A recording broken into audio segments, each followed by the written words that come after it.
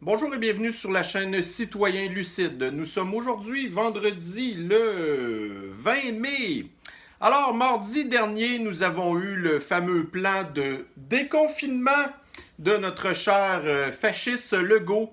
Et on imagine tout de suite nos chers amis les variantaux anxieux. Ah non, mais qu'est-ce qu'on va faire là? Moi, je veux continuer à porter un masque, je veux continuer à paniquer partout, puis tu sais, on va tous mourir, non! Alors, bien entendu, bienvenue au Québec. Alors, notre plan est, en tout cas, avec tout plein de couleurs, prismacolore, comme on dit. Donc là, nous allons avoir, en fonction de la campagne de thérapie-génisation, on devrait normalement avancer tranquillement, pas vite, et on va aussi, pas très rapidement non plus, libérer les Québécois du fascisme sanitaire, en apparence en tout cas. Alors, Fasciste Legault était aussi très content de dire que la stratégie thérapie génisale du Québec était saluée partout dans le monde. Alors, en plus de nos fameux variantaux anxieux qui sont tout heureux de se faire thérapie géniser, par exemple, cette Véronique Talbot qui nous dit « C'était enfin mon tour ce midi. Ça faisait longtemps que je l'attendais. C'est ça, être jeune. Je n'ai rien senti, par un gros pincement au cœur. On va s'en sortir, gang! » Bon, là, ça serait intéressant de savoir se sortir de quoi exactement, là, du fascisme sanitaire, peut-être? Puis là, ben, c'est sûr aussi qu'il y a eu la fameuse mode là, des thérapies génisation selfie, si on peut dire. Et ça me rappelle quelqu'un. Ah, ma chère Florence, toi, t'as vraiment le tour de rendre une thérapie génisée sexy. Et il y a eu aussi d'autres petits tweets qui sont un petit peu plus préoccupants, comme par exemple celui-ci. Il y a de l'espoir à l'horizon. La thérapie génie va gagner. Nous sommes assez nombreux à nous en prévaloir. Donc là, on met de la pression sur les personnes qui veulent rien savoir de ça. La thérapie génie, passeport pour notre liberté. Un autre ici, notre ami Jack Strap sur Twitter qui dit la thérapie génie, c'est la liberté. Alors, quand que, là, on voit ça passer de plus en plus sur Twitter, comme quoi que la thérapie génisation, c'est la liberté. Mais là, plus ça allait, moi, pendant les dernières journées, plus que j'étais un petit peu... j'étais un petit peu inquiet, là, de voir ça aller, mettons. Alors, j'ai posté ce tweet-là. Depuis quand on se fait vacciner pour revenir à la normale? Ravoir la liberté. Les personnes qui répondent cela comme raison agissent comme ces prisonniers qui avouent n'importe quoi pour que la torture arrête. Ça non plus, ça n'est pas un consentement libre et éclairé. Alors, dans ma dernière phrase, en fait, je fais référence à une autre vidéo là, que je parle justement du consentement éclairé, en fait, là. Alors, c'est ça qui m'inquiète beaucoup, c'est de voir ces personnes-là qui, comparativement avant, quand on se fait vacciner vraiment, en fait, pas thérapie génisée, la plupart du temps, c'est pour se protéger d'une maladie. Donc, par exemple, vous allez voyager dans certains endroits dans le monde. Là, il y a des endroits, effectivement, où vous êtes obligé de vous faire vacciner pour certaines affaires vraiment graves. Donc, c'est pas pour une question de liberté, c'est pour une question d'être protégé. Mais depuis maintenant, les gens ne font plus ça pour se protéger, ils font ça parce qu'ils sont tellement à bout d'être enfermés finalement que c'est pour ça qu'on nous parle de liberté. Et là, pour les gens qui refusent de se faire thérapie génisée, qui ralentissent la campagne de thérapie génie, ben là, on se fait accuser, nous, de ralentir le retour à la liberté. Alors, le meilleur exemple, donc, nous avons ici une Valentine Tessier, une Française, qui dit « La thérapie génie nous protège et protège les plus fragiles. Le pass sanitaire est une nécessité pour une liberté retrouvée. N'en déplaise aux offusqués professionnels. » Alors, évidemment, elle fait référence aux complotistes qui veulent rien savoir et qui... ont réussi leur cours de biologie au secondaire, là, comme quoi que nous avons un système immunitaire qui nous protège hein, et qui En tout cas, bref, pour une vidéo que j'ai partagée mardi passé, Didier Raoult nous explique très bien que les personnes qui ont attrapé la sniffles et qui se sont défendues naturellement par leur système immunitaire sont de loin beaucoup mieux protégées que la couverture de la thérapie génie. Alors, c'est pas moi qui le dis, c'est un épidémiologiste qui a travaillé là-dedans toute sa vie. La réalité est beaucoup plus sombre que ça, ok? Donc, il faut vraiment voir qu'est-ce qui se cache en arrière de ça, comme quoi que ces personnes-là pensent récupérer leur liberté. Il faudrait, premièrement, s'interroger la raison pour laquelle nous avons perdu notre liberté. Alors, il ne faut pas oublier que nous vivons dans un état de fascisme sanitaire depuis 1 an. Donc, plus qu'1 an, en fait. Alors, la population a été condamnée à être séquestrée, à être confinée, à se faire retirer sa liberté pour aucun crime qu'elle n'a commis. Alors, il va falloir nous expliquer à la population exactement qu'est-ce que nous avons fait pour être condamnés à quelque chose comme ça. Alors, je vais vous donner un petit exemple normalement pour les vrais criminels. Qu'est-ce que ça représente normalement, un crime pour avoir environ 1 an de prison. Donc, il a fallu que je fouille beaucoup parce que ce genre de petite peine-là d'emprisonnement, habituellement, c'est pas vraiment couvert par les médias. Alors, j'ai réussi à trouver ici, dans un média qui s'appelle France Bleu, en Mayenne, un policier roué de coups, son agresseur condamné à 10 mois de prison ferme. Un fonctionnaire de police a été molesté samedi 15 mai, donc ça c'était en 2021, alors c'est tout récent, lors d'une intervention à Laval, donc Laval en France, là, pas Laval au Québec. Son agresseur âgé de 22 ans, jugé en comparution immédiate, a été condamné à 10 mois de prison ferme. Les faits remontent au week-end dernier. Le samedi 15 mai, une patrouille alertée pour une voiture en feu prend alors en chasse 2 individus, 2 frères âgés d'une vingtaine d'années qui se trouvent à proximité. L'un des 2 est rattrapé. Il frappe alors un agent, lui donne des coups de pied et des coups de poing. Alors voyez-vous là, ça on parle ici d'un vrai criminel et ça donne 10 mois de prison. OK? Fait qu'il faut que ce soit quand même assez grave pour se retrouver avec de la prison ferme. Mais la population du Québec s'est retrouvée en prison pour, on sait absolument rien, sans procès ni jury. Hein? Alors, je vais vous résumer un petit peu qu'est-ce que nous avons vécu dans la dernière année. Alors, j'ai trouvé 3 définitions de mots que je trouve tout à fait représentatives de ce qu'on a vécu. Donc, on va commencer par la définition de séquestration. Action de séquestrer, fait d'être séquestré, infraction commise par celui qui prive illégalement une personne de sa liberté. C'est un crime, sauf si la victime est libérée saine et sauve avant le 7e jour. Bon. Alors, nous avons été séquestrés pendant plus d'1 an, donc on peut considérer que c'est un crime. Alors, illégalement, donc il n'y avait absolument rien de légal dans ce que le gouvernement a fait pour nous séquestrer. Alors, première chose qu'on a vécue depuis 1 an, de la séquestration. Deuxième chose qu'on a vécue, de la torture. Donc, selon le Larousse, la définition de torture, tout acte par lequel une douleur ou des souffrances aiguës, physiques ou mentales sont intentionnellement infligées à une personne. Donc, depuis 1 an, non seulement nous sommes séquestrés, mais en plus, on est torturés en utilisant la peur pour que nous, pour qu'il nous justifie le fait qu'on est séquestré, OK? Donc, on a eu de la torture. Alors, dites-vous que dans, par exemple, je ne sais pas, moi, les terroristes ou bien la CIA, dans le temps, qui pouvaient utiliser la torture comme façon de faire avouer toutes sortes d'affaires, la plupart des prisonniers qui sont victimes de torture, habituellement, ça dure quelques heures, quelques jours, quelques semaines au plus, tu sais. Mais là, nous, ça fait plus qu'1 an. Alors, à un moment donné, qu'est-ce que ça vient? C'est que, écoutez, on décroche, on n'est plus capable d'en endurer. Alors, qu'est-ce qu'on a tendance à faire à ce moment-là? C'est capituler.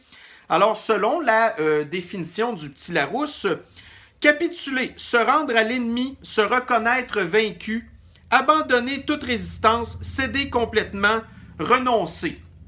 Et de quelle façon que nous capitulons quand que nous vivons dans du fascisme sanitaire?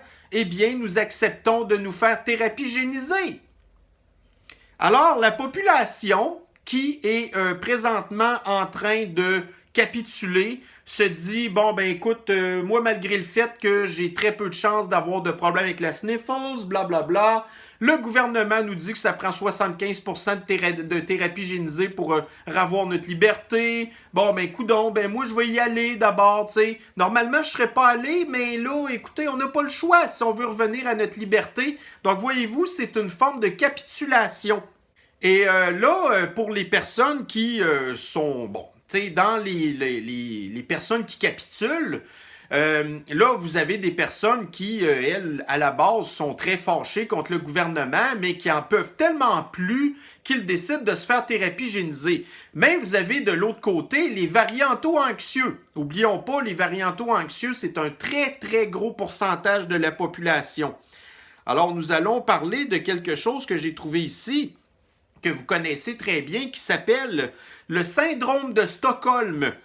Alors, nous allons un petit peu analyser la psychologie des varianto-anxieux.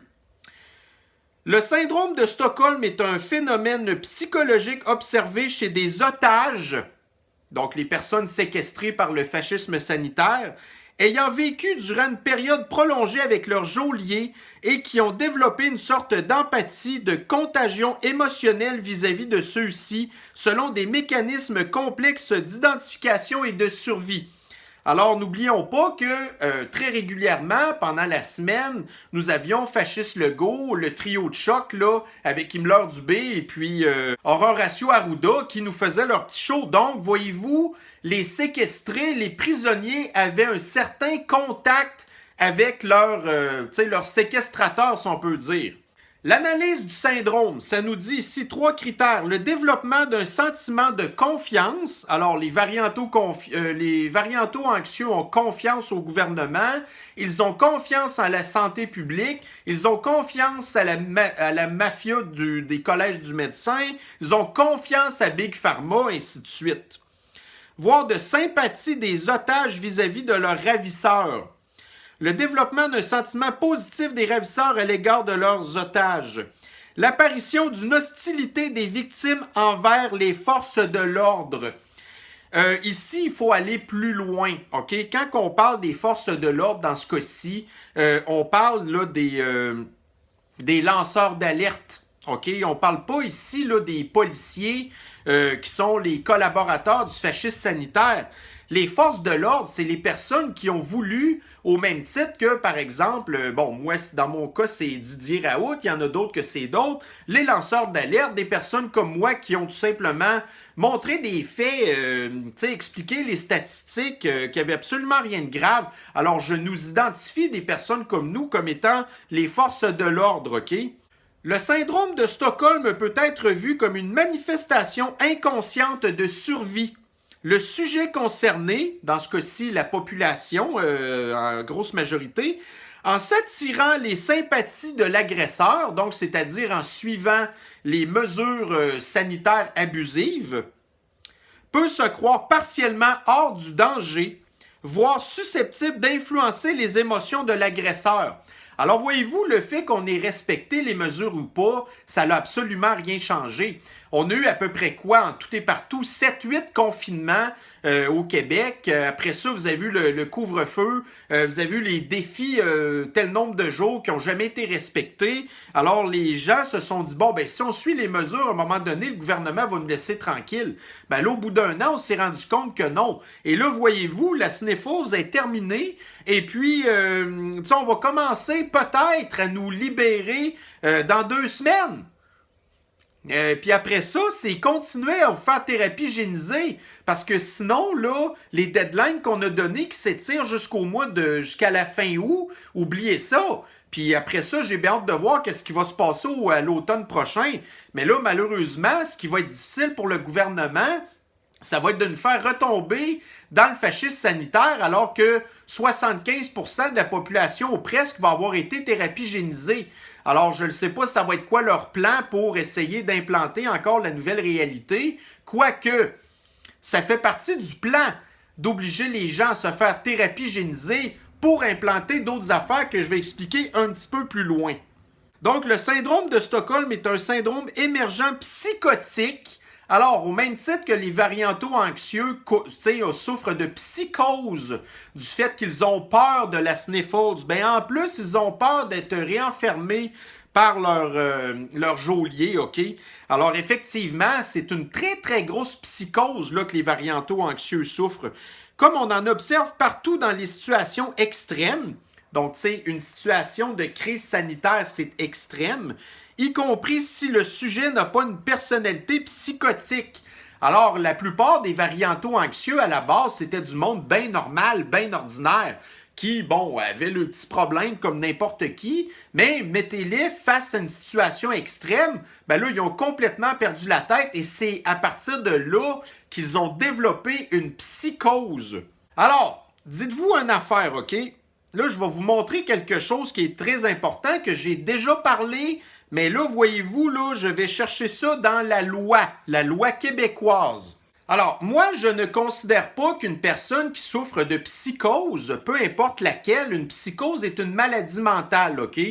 Et par la suite, ben là, c'est ça, cette personne-là devient qu'est-ce qu'on appelle inapte à pouvoir prendre des décisions pour elle-même, OK? Alors ici, je vais vous relire une petite décision, la loi en fait que je trouve importante, qu'on va se greffer à ce qu'on vient de jaser là. Alors, consentir à des soins de santé ou les refuser. En général, un patient a le droit d'accepter ou de refuser de recevoir des soins de santé. Le personnel médical doit donc s'assurer que le patient consent avant de lui donner de tels soins. Dans tous les cas, la décision du patient de recevoir ou non des soins doit être libre et éclairée. Les soins. Lorsqu'on parle de consentement ou de refus aux soins, le terme soins inclut entre autres les traitements suivants. Les interventions médicales, donc la vaccination et la thérapie-génisation, ce sont des interventions médicales. L'alimentation, la contraception, l'hébergement en établissement de santé. Le consentement d'un patient est valide s'il est libre et éclairé. Un consentement est libre lorsqu'il est donné de plein gré, c'est-à-dire sans y être forcé. Alors voyez-vous, toutes les personnes qui tweetent des affaires comme quoi que la thérapie génie, c'est la liberté, donc ces gens-là se sentent contraints de se faire thérapie-géniser pour récupérer leur liberté. Alors, ils y sont forcés, sans qu'ils s'en rendent compte nécessairement, OK? Dans leur subconscient, ces personnes-là sont forcées, elles se sentent forcées d'avoir un acte médical pour être en mesure de récupérer un semblant de liberté. Le consentement n'est donc pas libre si le patient se sent obligé, et ça, c'est comme je vous dis, moi dans le subconscient, si tu fais quelque chose dans le but de récupérer une liberté, tu y es forcé. Parce que ses proches ou son médecin exercent de la pression sur lui. Mais là, c'est le gouvernement et c'est la société qui met de la pression sur eux. C'est encore plus gros. Alors là, pour suivre la tendance de la société, ben là, ces personnes-là font quelque chose que dans d'autres circonstances, en connaissant plus de données, sachant que la sniffles n'est pas si dangereuse que ça, eh bien, ces personnes-là n'auraient pas fait ça. Alors, les personnes qui se font thérapie-géniser, pour la plupart, sont désinformées, elles ont peur, elles veulent récupérer leur liberté. Leur consentement n'est ni libre et il n'est ni éclairé, il n'est donc pas légal. Le consentement est éclairé lorsqu'il est donné en pleine connaissance de cause. Moi, je m'excuse, mais quelqu'un qui est désinformé, c'est pas une pleine connaissance de cause. Les personnes qui connaissent pas bien les impacts qu'il va y avoir de la thérapie génie, ben moi, c'est du monde qui sont mal informés. Les personnes qui regardent TVA puis qui regardent RDI tout le temps pour savoir qu'est-ce qui se passe avec la sniffle, c'est du monde qui sont désinformés. C'est rempli de fake news, OK? Ben, c'est du monde qui n'ont pas les informations médicales nécessaires pour que leur décision soit éclairée. Le médecin doit donc informer son patient sur son état de santé, les risques et les conséquences habituellement associées aux soins proposés avant que le patient y consente ou non. Vous savez, dans une autre vidéo que je vous ai montrée avant, je vous ai expliqué comment est-ce que ça se passait dans les cliniques de thérapie génie. On arrive, on vous demande, bon, est-ce que vous consentez à recevoir la thérapie génie? Oui. Là, le monde, ils savent pas trop. Après ça, ils se font piquer. Après ça, ils se ramassent dans la salle de break de 15 minutes. Et puis là, on leur remet 2 documents qui leur expliquent exactement qu'est-ce qui vient d'arriver. Mais là, il est trop tard. Alors là, les gens qui liraient les mises en garde après que le truc s'est fait, après ça, aller voir quelqu'un puis demander « Hey, écoutez, moi, avoir su ça, j'aurais pas fait ça. » Ah ben là, il est trop tard. Il n'y a absolument aucun consentement libre et éclairé dans leur affaire. Que se passe-t-il lorsque le consentement ou le refus aux soins n'est pas libre et éclairé? Écoutez ça, c'est important. Sauf dans des cas exceptionnels, les professionnels de la santé doivent obtenir le consentement libre et éclairé de leurs patients. S'ils ne l'obtiennent pas et qu'ils donnent tout de même les soins proposés, le patient pourrait alors porter plainte contre ces professionnels. Alors, tant qu'à moi, là, c'est ça. C'est la majorité des variantaux anxieux. Le droit de refuser des soins. Je vais vous donner un exemple. Par exemple, une personne témoin de Jéhovah peut refuser une transfusion sanguine, même si cette décision peut entraîner sa mort. Il suffit que son refus soit libre et éclairé.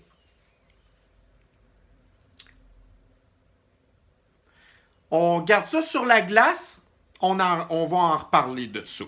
Alors, ça nous introduit maintenant au fameux passeport thérapie génisale qui menace en fait de nous retirer à nouveau nos libertés.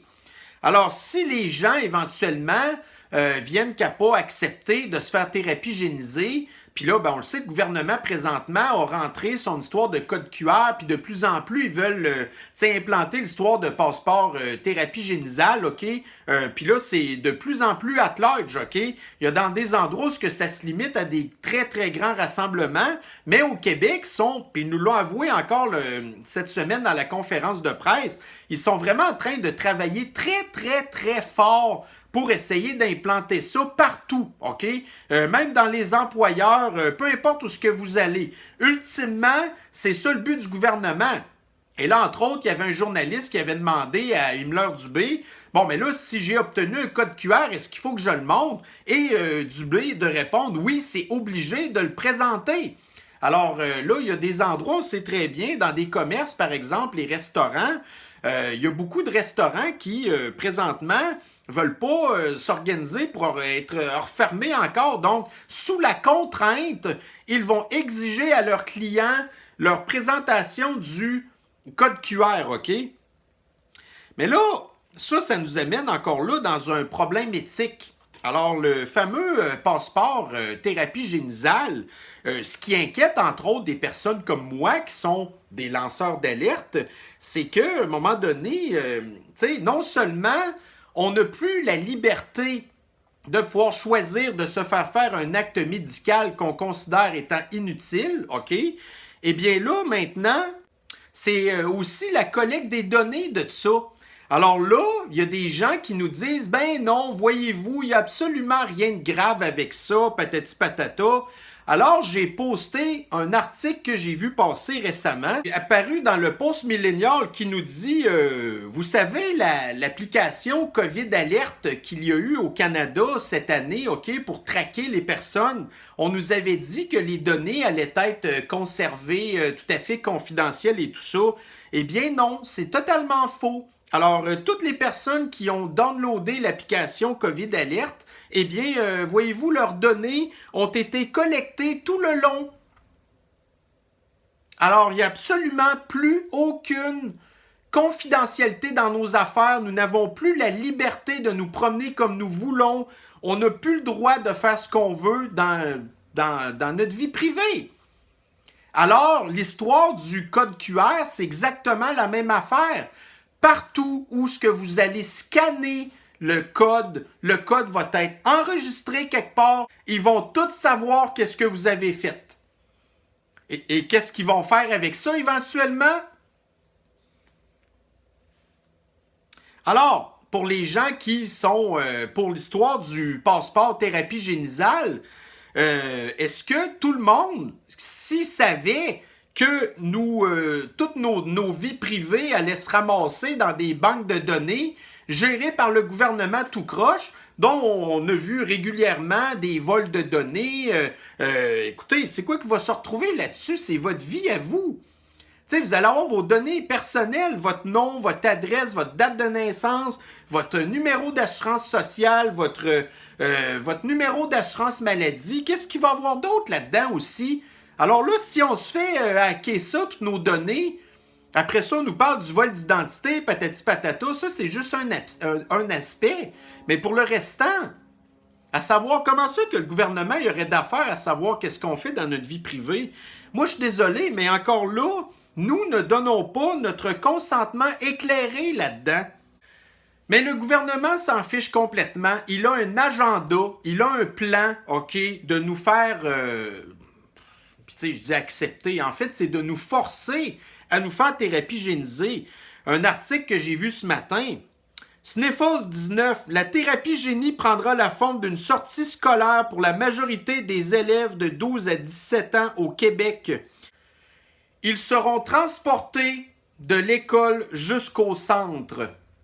Alors, voici dans quelle société nous vivons, mes chers citoyens lucides. Nous vivons dans une société remplie de variantaux anxieux qui sont psychosés, qui n'ont aucune notion de consentement libre et éclairé, qui donnent un consentement en rapport avec tout le syndrome post-traumatique qu'ils ont vécu, leur syndrome de Stockholm.